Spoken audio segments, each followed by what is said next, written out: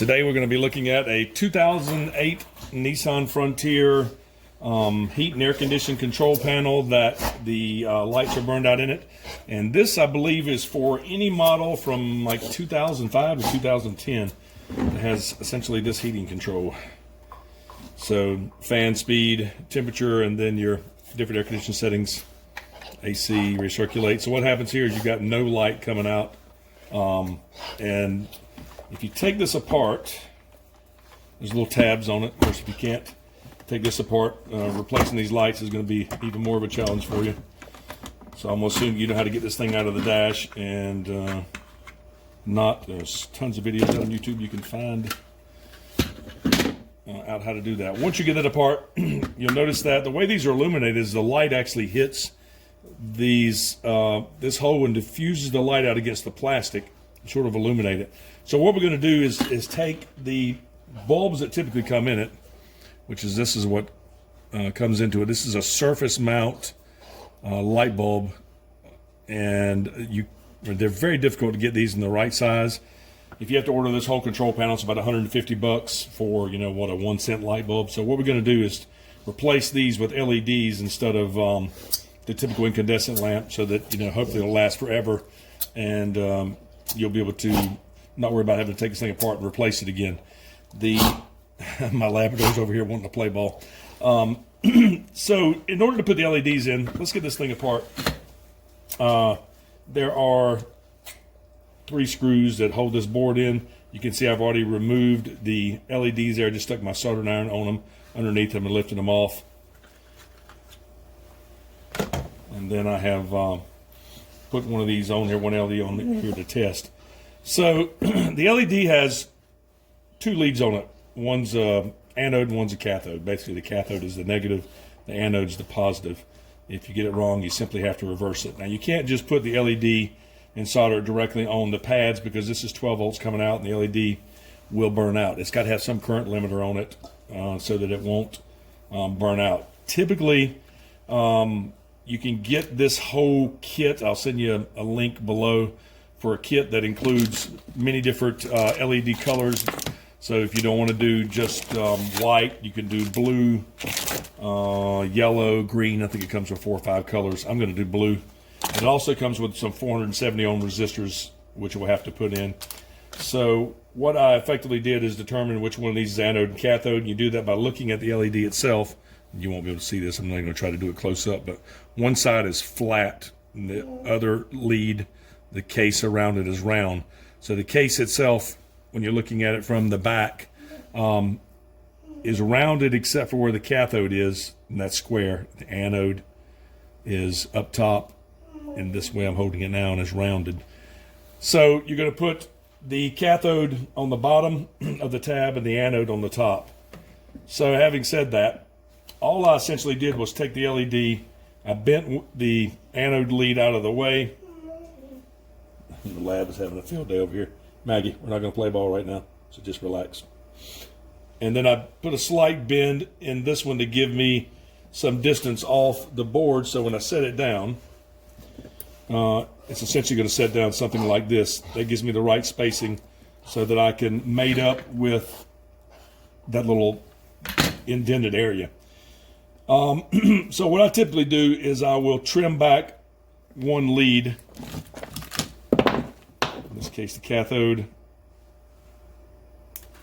and I'm going to solder it right here, like that, with that slight bend to it so it stands off the board, like this. So I'm going to try to get that lead at about a 90.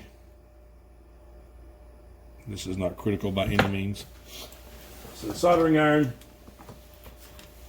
and I will go ahead and pre-tin this little pad. You can get a soldering iron from Amazon as well. This is a 900 watt. You can get a 600 watt, which will work fine. So basically I pre-tin it and just put that LED down, solder the pad, and now I've got the LED on there.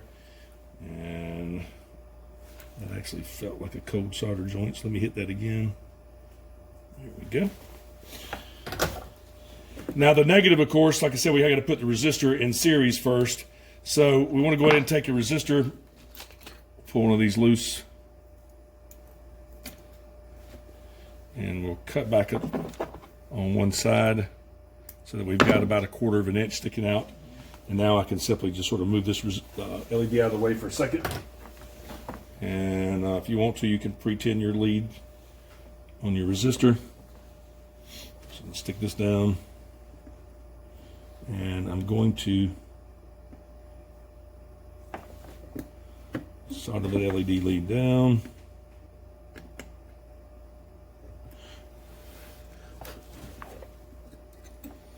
And you want to make sure that you get a good solder connection here.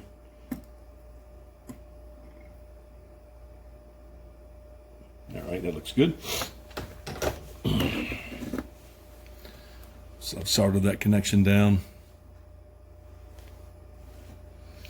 And now I'm going to take this LED, straighten it up so it'll fit in that indented area. I'm just making sure that I get it so it's not too crooked.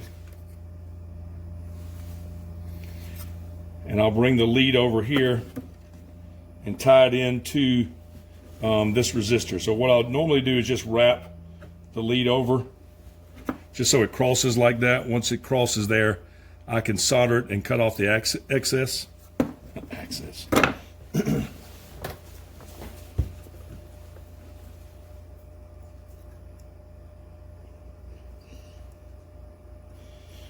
And I've got that temperature set to about 900 degrees on that iron. Clip that off so we have the nice and neat. Now you can go back and put heat shrink on this if you want. It doesn't matter. This plane is this board's got a coating on it, so you're not worried about really shorting anything out. And then it's just a matter of getting the LED set up right, just like this one. So now when we put this back in, these LEDs will line up with those little slots, those little notched out areas. And now the board fits back in. I got to, of course, do the other one before we do it. We screw it back down. And now, I don't know if you can see in there or not.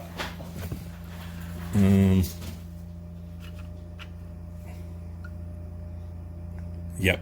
So those LEDs line up with the holes. And we should be good. And then we'll see what we got once we plug it in. Okay, so we've got all 3 of these done now. We can assemble this bad boy back together. Again, you can see the little areas that the bulbs go into. They simply line up there. And then we have these little screws. Now, you may need to get a secure set, or they have these little Allen head screws on here, like Torx actually, and that's a very small bit. I don't even know what size this is. Let's get the right Torx. And no, it's a T8. All right, so this one is a T8 Torx 8 that fits in there. And again, we got these 3 holes to line up, so we'll just screw that back in, and then we are good to go. Test it out in the vehicle, which we'll do next. I feel confident that it will work. I guess I could do it without putting this all back together, but usually there's just no problems doing this. Okay, let's go back out to the vehicle and we'll just plug it in like that with a little plug, and see if we got lights. All right, we're inside the vehicle now. I'm gonna turn the lights on, and this little connector needs to go in here, and we'll tighten it up a little bit. And what do you know? We have beautiful blue lights. Now, what I have not tried is if we actually dim those lights, do we have the ability to dim the LEDs on there? So I'll have to try that next and see if that works out. All right, let's dim the dash lights. We should see these dim, hopefully. There we go. We can just dim them down till they go out. And back up. You can do them gradually. So we're limiting the current to the LED to a point that it cuts off. And then that's the lowest setting. And then we can slowly turn it up until it gets brighter. So we got dimmable. We got LEDs. They should last forever. They look cool. Looks like a project well done.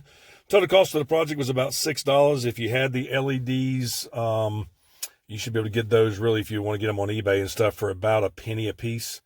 The resistors are probably 10 for a penny. I mean, you should be able to do this whole project for under 10 cents. I just had to get it from Amazon. So, you know, by the time you pay for prime shipping and, you know, $12 worth of parts that you could literally get for guarantee under a quarter for the whole project. And then you've got nice blue, green, yellow, whatever lights you want on it. You should be able to do this for any 12 volt light. Some people have asked me if it will mess with the CAN bus, and it has not, simply because there is a load across.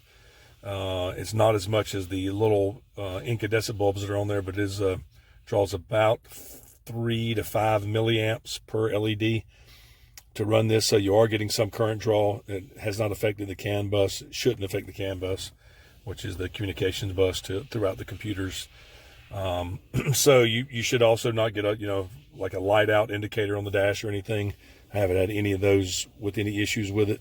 This is a permanent fix that will, instead of having to replace the whole assembly for $75 or so, you should be able to do it again for, you know, well under $1, and have a really cool looking display that you don't have to worry about, trouble-free years to come. Like, subscribe. Thanks. Help me hit the 10,000 mark subscribers. Thanks, guys.